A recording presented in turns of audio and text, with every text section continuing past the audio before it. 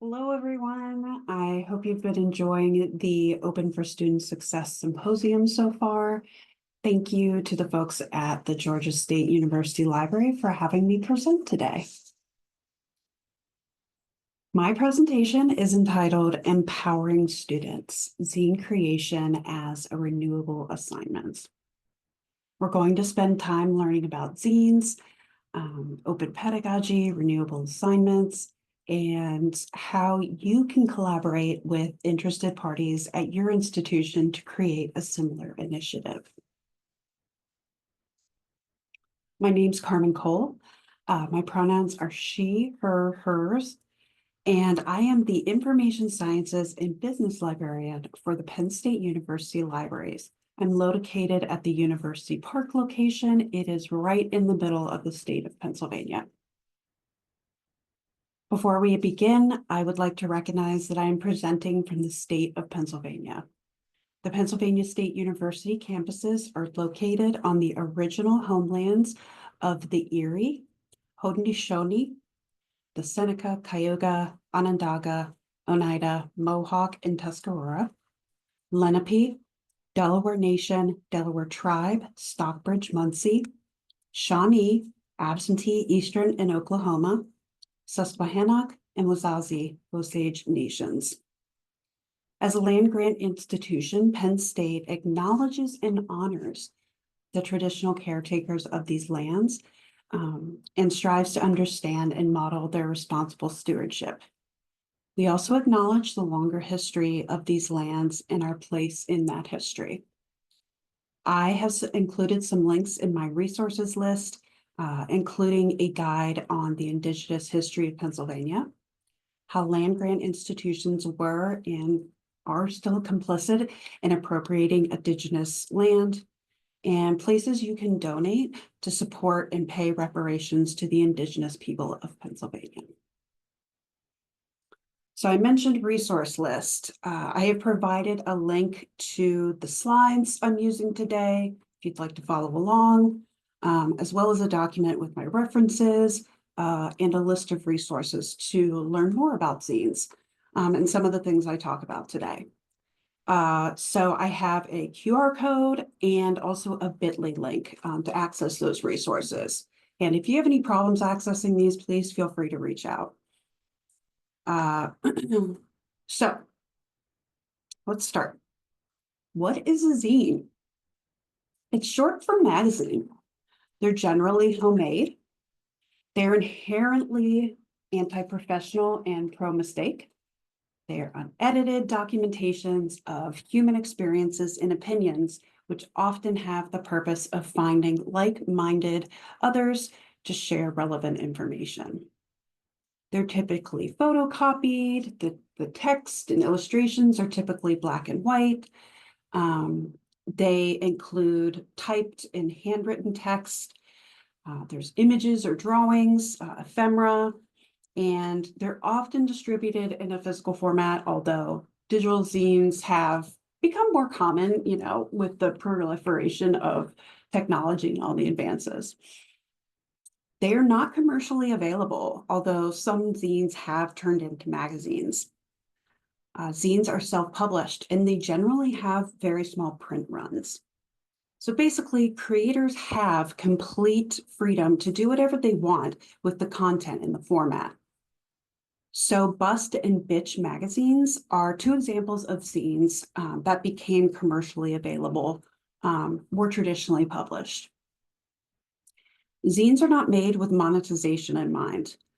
Creators may ask for a small fee to cover copying or mailing costs, and it's great to support creators through donations and things like that. I just spoke with someone not too long ago who tabled at the New York City Feminist Zine Fest. This was in 2024. And she was really happy to make back the money she spent on copying the zines. I have been interested and inspired by zines for a really long time, and I'll say a little bit more on that later. All right, so some zine history. The self-published pamphlets can be traced back as far as the Middle Ages. The first use of the word zine can be found in the 1930s in the science fiction community. However, the idea of zines really took off during the Harlem Renaissance. And as you probably know, the Harlem Renaissance was a time of cultural and artistic expression in the Black community during the 1920s and 30s. It was defined by artists and writers such as Langston Hughes, Nora Zille Hurston, and Duke Ellington. During this time, writers, artists, and activists produced what are known as little magazines. These little magazines were self-published, not commercially available, and not published with the intent of monetization. Rather, they were published to spread awareness about certain topics, celebrate Black artists, and highlight voices that were and are still being ignored by the mainstream publishing industry.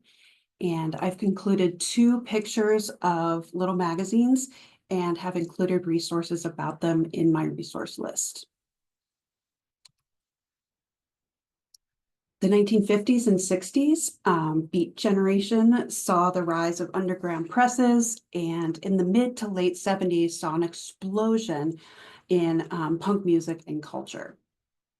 Fanzines and political and activist zines that represented punk subculture proliferated, especially with the increasing access and I guess just like being more common for copy machines. The DIY or do-it-yourself movement of punk culture emerged as a reaction to the commercialization of mainstream music. Punk musicians and fans embraced DIY culture to create and record their own music, make art and fashion. This DIY movement in music was important because it challenged at the commonly held belief that you need a major label to grow a fan base and make a living as an independent musician. Today, DIY culture also encompasses a wide range of activities across various domains, including crafting, home improvement, art, technology, cooking, and more. Some examples of DIY include making your own clothing, doing your own home renovations, using found objects in art, open source code, growing your own ingredients for recipes, and more.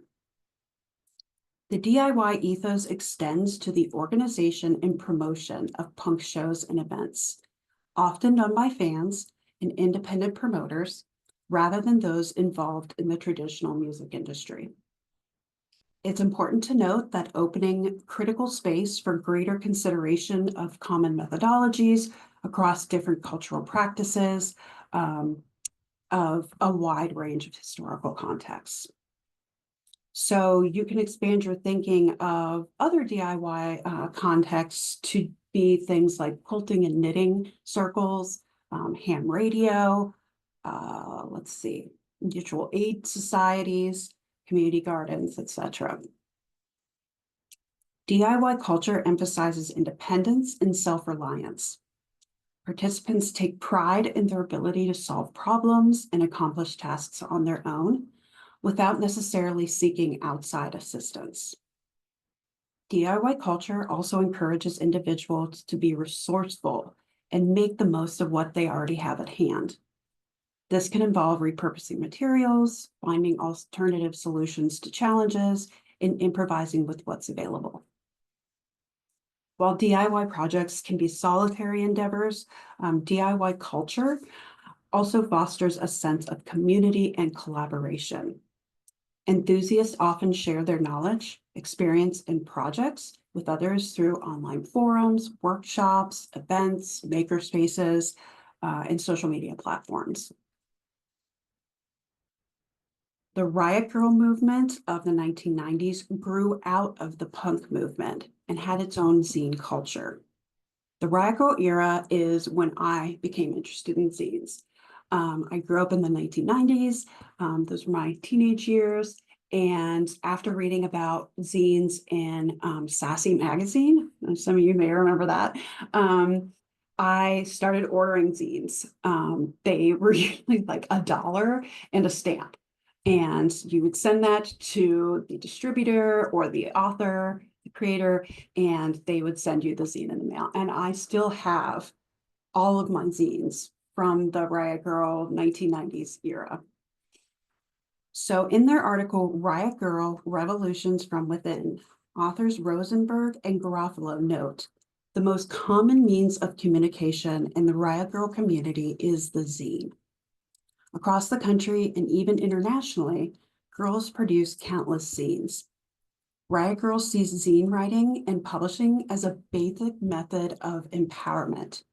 Zine production is self-motivated, political activism that a girl can do entirely independently.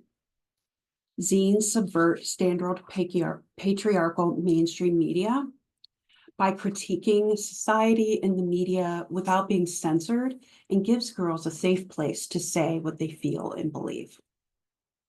I do want to mention the lack of intersectionality in different movements I referred to, specifically the punk and Riot Girl movements. Both movements were often seen as white-dominated spaces that were hostile to people from historically minoritized populations. I think it's critical to keep in mind when researching the history of zines, whose voices in these movements were being repressed, not represented. So let's talk about zines and their connection to libraries. I'm a librarian, and it's just overall interesting. So why zines in libraries? Authors Stoddard and Kaiser note in their article entitled Zines and the Library that zines offer a direct and unfiltered view of an individual's interpretation and participation in the culture that surrounds them. The zine presents a first-person attempt to decode the world. So libraries represent our patrons and preserve a cultural record.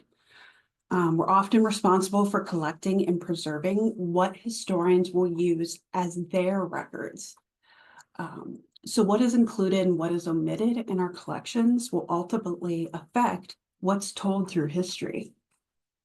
Stoddard and Kaiser also note that a library's purpose is not to act as arbiter of culture, deciding what it is or what it is not.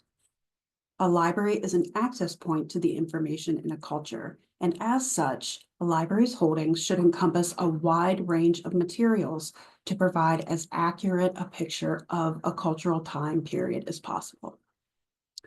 Author Kathy Camper echoes the sentiment by stating, including zines in your library can fill holes in your collection by representing marginalized, unedited voices and sharing unique views on topics mainstream publishing and the internet may not cover. Zine collections may be housed in a library's special collections, or may be on display, may be available to check out or simply take. The Barnard Zine Library is an example of an academic library's zine collection.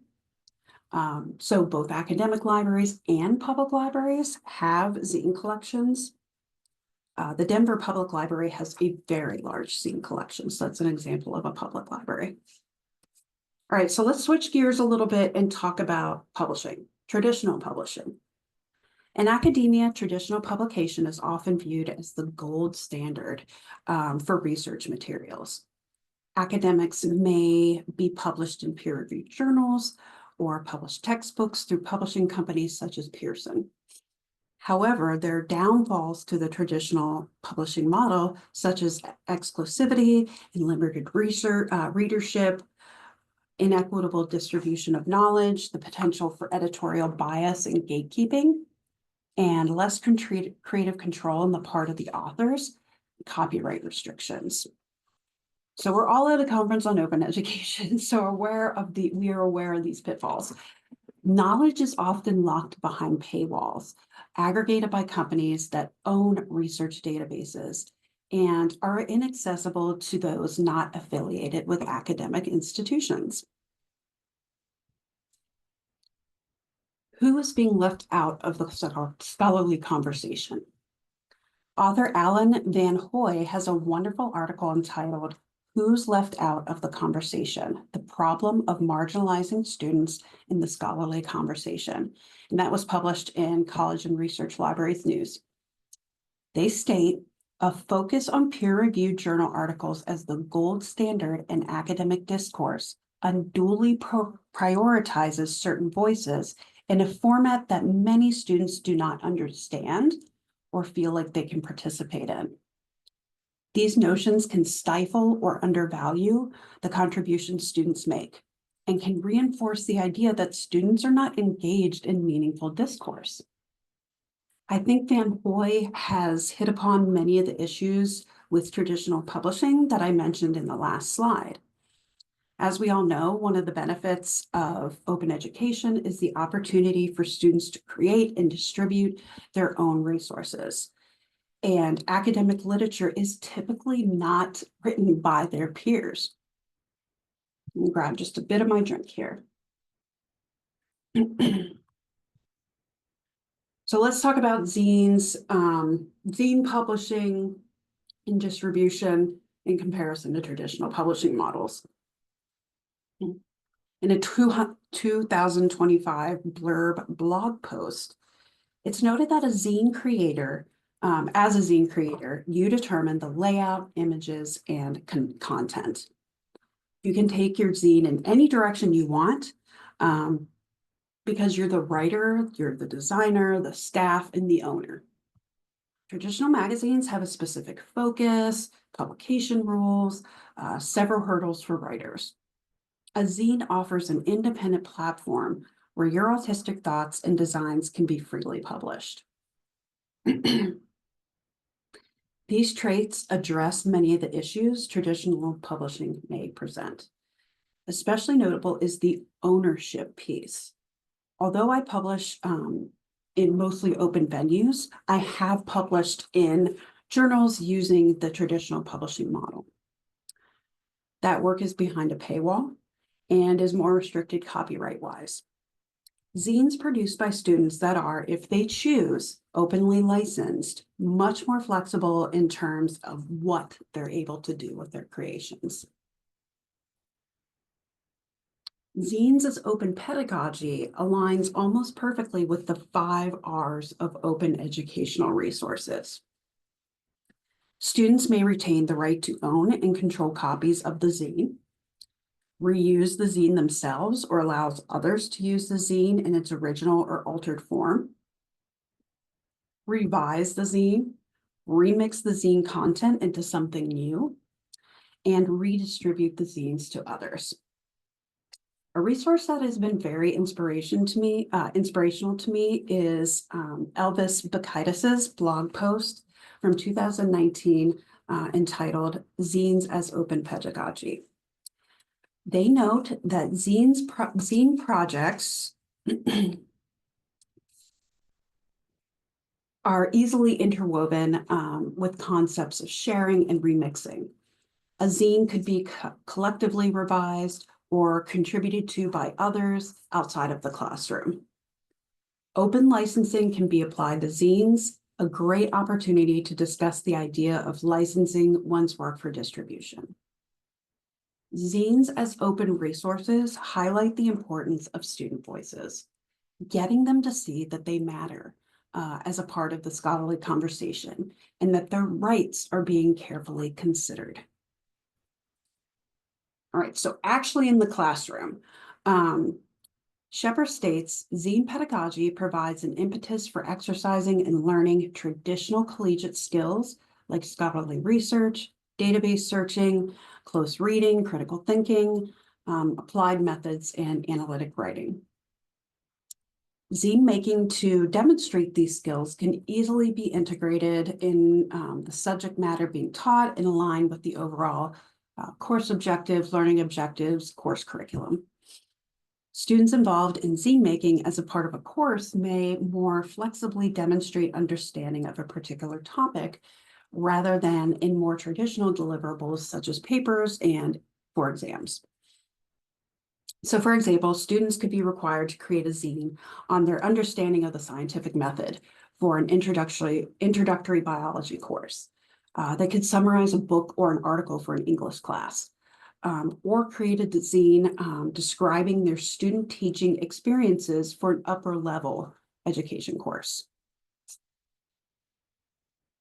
Requiring students to create a zine on a particular research topic, again, is an excellent way for students to demonstrate their understanding of the research process.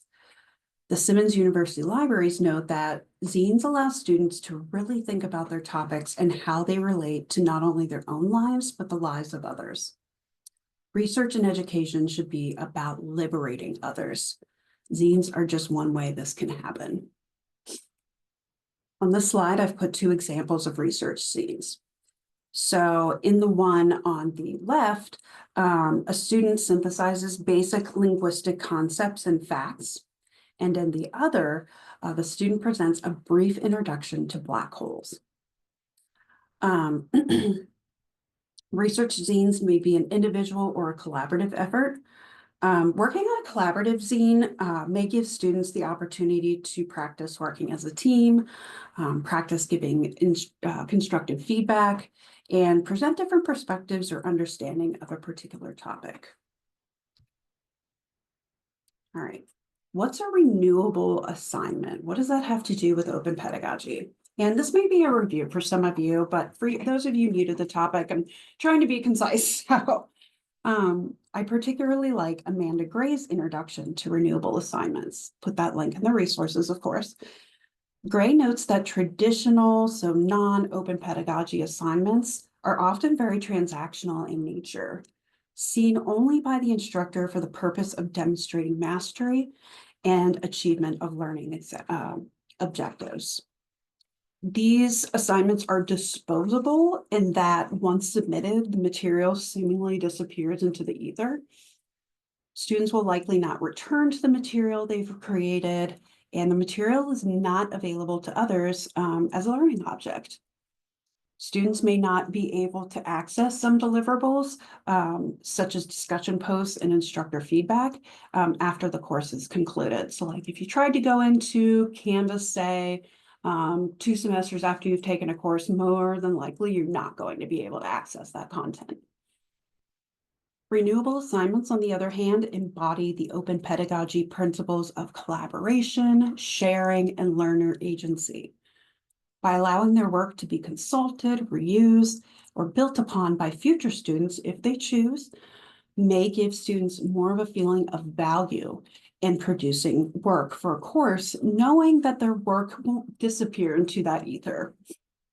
Renewable assignments should create the opportunity to incorporate feedback, both from the instructor and the student's peers, provide options, different options for submitting the work, so different formats, encourage student ownership and agency, and have value beyond simply demonstrating knowledge, and with student consent, share that work with others. Gray further notes that an example of a renewable assignment can look like social annotation of a shared reading, contributing to an open textbook, writing quiz questions, and designing learning objects. So in short, students should lead the way as much as possible when working on these renewable assignments. So how do we do zines as renewable assignments? What does that look like, maybe? Zines as renewable assignments may look like several zines created over the course of a semester, culminating in like a final zine, summarizing what they've learned. Students should be encouraged to integrate their unique understanding of a topic, given the diversity of student life experience and positionality. Collaboration with a librarian or other interested party is certainly an opportunity for students to hear multiple perspectives on the research process and learn a diverse set of research skills. I've included 2 examples here of research zines. So, seen on the left explains a diagnostic debugging tool for Linux called Strace. The author includes text and illustrations to outline concepts, and even includes code with detailed instructions for implementation. The other zine is one-person summary of an academic article. As noted before, zine making is very inexpensive. If creating a physical zine, all one needs is a piece of paper and a writing instrument to create the final product. Bonus zine making materials may include scissors, staples, glue or tape, colorful markers and paper, and magazines to cut out of, while of course respecting copyright. And access to a copy machine or printer is ideal. Zines may also be created digitally. I have created zines using the free version of Canva, Adobe Express, and I've even made a zine on Microsoft Word, although I do not recommend it. Creating a digital zine is appealing to many because of the ease of distribution of the final product and the ability to incorporate accessibility features. All right, what about grading them? Given what we've learned about zines so far, you may ask, and rightly so, how zines as open pedagogy can possibly be assessed as part of a final grade.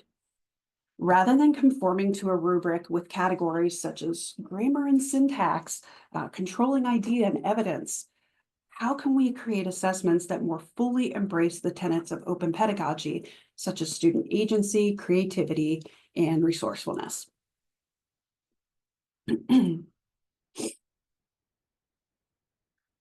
Excuse me. In their post for the POC Zine Project blog, author Liz Mayorga considers the pros and cons of zines in the classroom. Mayorga notes that zine making assignments should never be per-zines. That's short for personal zine. Given the diversity of positionalities and power dynamics between the educators and students.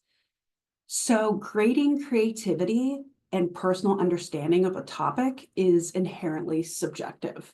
So where do you make the lines and how do you create that rubric? I propose that instructors and other interested parties consider ungrading for zine assignments. Author Amy Kenyon's definition worked really well for me.